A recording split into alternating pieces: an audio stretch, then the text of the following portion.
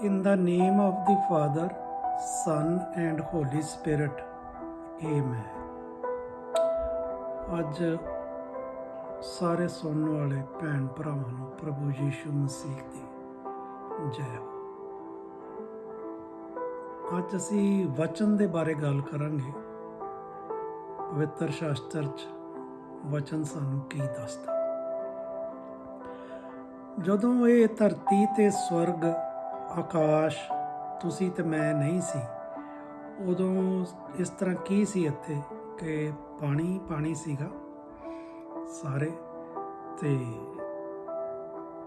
ਪਰਮਾਤਮਾ ਨੇ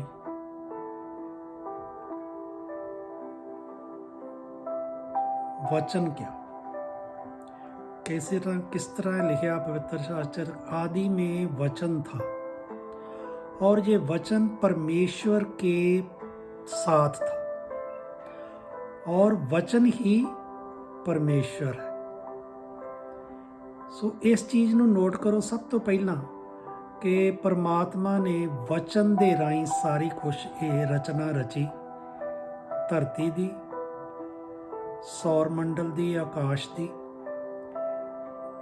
ਸਮੁੰਦਰ ਵਿੱਚ ਜੀਵ ਜੰਤੂਆਂ ਦੀ, ਤੇ ਸਾਰੇ ਪ੍ਰਾਣੀ ਪਕਸ਼ੀ ਜਾਨਵਰ, ਮੇਰੀ ਔਰ ਤੁਹਾਡੀ ਇਹ ਰਚਨਾ ਜਿਹੜੀ ਆ ਪਰਮਾਤਮਾ ਨੇ ਰਚੀ। ਤੇ ਫਿਰ ਉਹਨਾਂ ਨੇ ਇੱਕ ਆਰਾਮ ਦਿਨ ਕੀਤਾ, ਇਸ ਤੋਂ ਬਾਅਦ ਪਵਿੱਤਰ ਦਿਨ ਕਿਹਾ ਉਹਨੂੰ, ਸਬਤ ਦਾ ਦਿਨ। ਤੇ ਉਦੋਂ ਪਰਮਾਤਮਾ ਬਹੁਤ ਖੁਸ਼ ਹੋਏ।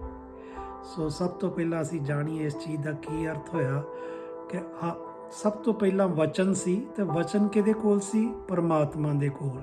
ਤੇ ਉਸ ਪਰਮਾਤਮਾ ਨੇ ਕੀ ਕੀਤਾ? ਬੋਲ ਕੇ ਵਚਨ ਨੂੰ ਇਹ ਸਾਰਾ ਕੁਝ ਬਣਾਇਆ। ਤੇ ਇਹ ਜਿਹੜੀ ਚੀਜ਼ ਆ ਤੁਸੀਂ ਯਹੋਨਾ ਦੇ ਵਿੱਚ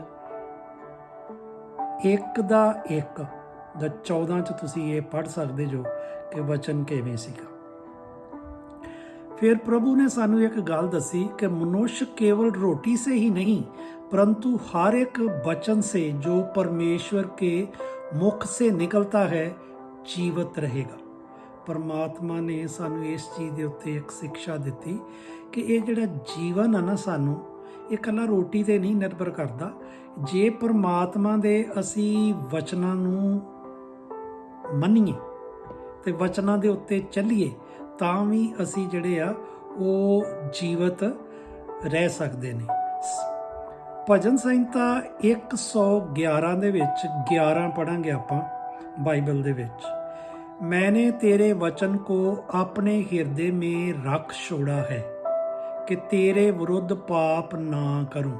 ਹੁਣ ਜਿਹੜੇ ਬਾਈਬਲ ਪਵਿੱਤਰ ਸ਼ਾਸਤਰ ਦੇ ਵਿੱਚ ਜਿਹੜੇ ਸਾਨੂੰ ਵਚਨ ਦਿੱਤੇ ਗਏ ਨੇ, ਜੇ ਆਪਾਂ ਉਹਨਾਂ ਨੂੰ ਸਾਰਿਆਂ ਨੂੰ ਹਿਰਦੇ ਦੇ ਵਿੱਚ ਪਾ ਲਈਏ, ਸਾਡੇ ਅੰਦਰ ਇਹ ਲਾਲਸਾ ਹੋਵੇ ਕਿ ਅਸੀਂ ਇਹਨਾਂ ਵਚਨਾਂ ਨੂੰ ਆਪਣੇ ਅੰਦਰ ਪਾਉਣਾ ਵਾ, ਤੇ ਫਿਰ ਕੀ ਹੋਏਗਾ ਕਿ ਅਸੀਂ ਆਪਣੇ ਪਿਆਰੇ ਪਰਮ ਪਿਤਾ ਦੇ ਪ੍ਰਤੀ ਕੋਈ ਵੀ ਪਾਪ ਨਹੀਂ ਕਰ ਸਕਦੇ। ਇੰਨਾ ਜ਼ਰੂਰੀ ਵਚਨ ਆ ਕਿ ਤੁਸੀਂ ਜੇਕਰ ਚਾਹੁੰਦੇ ਜੋ ਮੈਨੂੰ ਜੀਵਨ ਖੁਸ਼ਹਾਲ ਰੱਖਣਾ ਚਾਹੁੰਦੇ ਜੋ, ਸੁਖਮਈ ਜੀਵਨ ਬਤੀਣਾ ਚਾਹੁੰਦੇ ਜੋ, ਤੇ ਇਹ ਵਚਨ ਜਿਹੜੇ ਜੋ ਵੀ ਪਵਿੱਤਰ ਸ਼ਾਸਤਰ ਦੇ ਵਿੱਚ ਲਿਖੇ ਆ, ਇਹਨਾਂ ਨੂੰ ਆਪਣੇ ਹਿਰਦੇ ਦੇ ਵਿੱਚ ਪਾਓ। ਉਹ ਕਿਸ ਤਰ੍ਹਾਂ ਪਾਓਗੇ ਕਿ ਜੇਕਰ ਤੁਸੀਂ ਪਵਿੱਤਰ ਸ਼ਾਸਤਰ ਨੂੰ ਰੋਜ਼ ਪੜੋਗੇ। तुम तो उस वचन के कारण जो मैं तुमसे कहा है शुद्ध हो। परमात्मा ने सानू शुद्ध कर दिता कि ਜਿਹੜੇ ਉਹਨਾਂ ਨੇ ਵਚਨ ਕਹੇ ਨੇ। ਯਹੋਨਾ 15:3 ਦੇ ਵਿੱਚ ਇਹ ਲਿਖਿਆ, तुम तो उस वचन के कारण जो मैंने तुमसे कहा है शुद्ध हो। जो परमात्मा ने सानू ਸਿੱਖਿਆਵਾਂ ਦਿੱਤੀਆਂ ਕਿ how to live on the earth before living ਦਾ ਅਰਥ, ਸੋ ਉਹਦੇ ਵਿੱਚ ਅਸੀਂ ਉਹਦੇ ਨਾਲ शुद्ध हो जाने। 100 भजन संहिता 111 का 130, तेरी वचन के आने से प्रकाश होता है, उससे बोले लोग समझ प्राप्त करते हैं। देखो असी हर गल जिहड़ी है वो नहीं जानते, तो जेकर असी पवित्र शास्त्र नूं पढ़ते हैं ਤੇ ਜਿਹੜੇ ਸਾਨੂੰ ਉਹਦੇ ਵਿੱਚ ਗਿਆਨ ਪ੍ਰਾਪਤ ਹੁੰਦਾ ਵਾ, ਉੱਥੇ ਸਾਨੂੰ ਪ੍ਰਕਾਸ਼ ਮਿਲਦਾ ਕਿਸ ਚੀਜ਼ ਦਾ, ਕਿ ਇਹ ਸਾਨੂੰ ਵਰਲਡ ਦੇ ਵਿੱਚ ਲੋਕਾਂ ਦੇ ਨਾਲ ਕਿਵੇਂ ਵਰਤਣਾ ਚਾਹੀਦਾ, ਆਪਣੀ ਜ਼ਿੰਦਗੀ ਦੇ ਵਿੱਚ ਕਿਉਂ ਮਿੱਠਾ ਬੋਲਣਾ ਚਾਹੀਦਾ। ਇਹ ਸਾਰੀਆਂ ਗੱਲਾਂ ਜਿਹੜੀਆਂ ਉਹਨੇ ਦੱਸੀਆਂ ਨੇ, ਕੁਛ ਸਾਨੂੰ ਹਦਾਇਤਾਂ ਦਿੱਤੀਆਂ ਨੇ, ਕੁਛ ਸਾਨੂੰ ਕਰਨੀਆਂ ਚਾਹੀਦੀਆਂ ਨੇ, ਕੁਛ ਸਾਨੂੰ ਨਹੀਂ ਕਰਨੀਆਂ ਚਾਹੀਦੀਆਂ। ਸੋ ਉਹ ਕੀ ਸਾਰੇ ਨੇ, ਉਹ ਪਰਮਾਤਮਾ ਦੇ ਬਚਨ ਨੇ ਜਿਹੜੇ ਸਾਨੂੰ ਉਹਨਾਂ ਨੇ ਦੱਸੇ ਨੇ, ਤੇ ਉਹ ਅਸੀਂ ਬਚਨ ਜਿਹੜੇ ਨੇ ਉਹਨਾਂ ਦੇ ਉੱਤੇ ਅਸੀਂ ਚੱਲਣਾ ਹੁੰਦਾ। ਉਸ ਤੋਂ ਬਾਅਦ ਯਹੋਨਾ 6:63 ਅਸੀਂ ਪੜ੍ਹਦੇ ਹਾਂ ਪਵਿੱਤਰ ਸ਼ਾਸਤਰ ਚੋਂ, वचन तो जीवनदायक है, शरीर से कुछ लाभ नहीं। जो वचन मैंने तुमसे आत्मा है, वह आत्मा है और जीवन भी है। ਜਿਹੜਾ ਹੁਣ ਸਾਨੂੰ ਵਚਨ ਪਰਮਾਤਮਾ ਨੇ ਪਵਿੱਤਰ ਸ਼ਾਸਤਰ ਲਿਖ ਕੇ ਦਿੱਤਾ, ਇਹ ਸਾਡੀ ਆਤਮਾ ਵਾ, ਤੇ ਇਹ ਆਤਮਾ ਸਾਡਾ ਜਿਹੜਾ ਵਾ ਨਾ, ਇਹ ਜੀਵਨ ਵਾ। ਸੋ ਇਹ ਚੀਜ਼ ਨੂੰ ਨੋਟ ਕਰ ਲੈਣਾ ਗੱਲ ਨੂੰ, ਕਿ ਕੀ ਚੀਜ਼ ਆ ਵਚਨ। ਮਤੀ 24:35 ਅਸੀਂ ਪੜ੍ਹਦੇ ਹਾਂ ਪਵਿੱਤਰ ਸ਼ਾਸਤਰ ਦੇ ਵਿੱਚੋਂ, ਆਕਾਸ਼ ਔਰ ਪ੍ਰਿਥਵੀ ਟਲ ਜਾਏਂਗੇ परंतु मेरे वचन कभी ना टलेंगे। देखो किड्डी वड्डी एक प्रतिज्ञा परमात्मा ने दसी साडे लई कि आकाश और पृथ्वी टल जाएंगे परंतु मेरे वचन कभी ना टलेंगे। जो परमात्मा ने सानू दस दिता, ये चीज़ चंगी तरह एक नोट कर लो, वो कभी नहीं टलेगी, वो पूरी होएगी। एक चीज़ देखना कि सानू की हुंदी है कि जदों एक बच्चा जन्म लैंदा ते वो की मंगदा, की उन्नू चाहिदा, उस वक्त उन्नू अपनी माता दा दुध चाहिदा। तो उहदे नाल की आ, वो जीवत रहिंदा। वो दुध नू असी उस वक्त की कहने कि वो किहड़ी किहड़ी चीज़ पूरी करदा उहदे लई। एक ते संपूर्ण खुराक हुंदी उहदे लई, नंबर 1। नंबर 2, वो अध्यात्मिक तौर पर भी उन्होंने पूरी संतुष्टि जिहड़ा करदा वा, कि वो आत्मिक दुध हुंदा वा।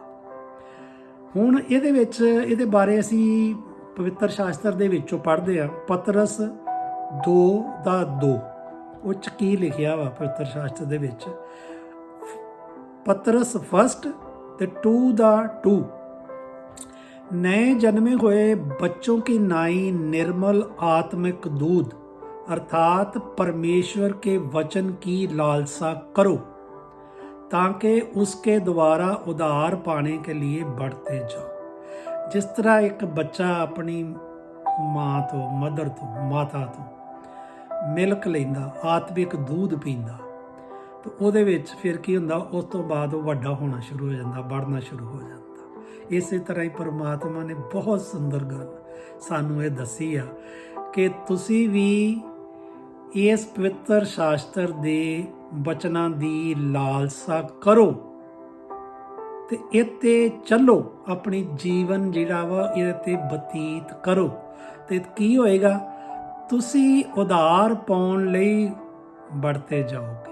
ਤੇ ਫਿਰ ਤੁਸੀਂ ਕੀ, ਆਖਰੀ ਮੰਜ਼ਿਲ ਤੁਹਾਡੀ ਕੀ ਰਹਿ ਗਈ, ਤੁਸੀਂ ਉਧਾਰ ਪਾ ਲਿਆ ਔਰ ਸਾਰਾ ਜੀਵਨ ਆਪਣਾ ਖੁਸ਼ਹਾਲੀ ਨਾਲ ਬਿਤਾ ਦਿੱਤਾ।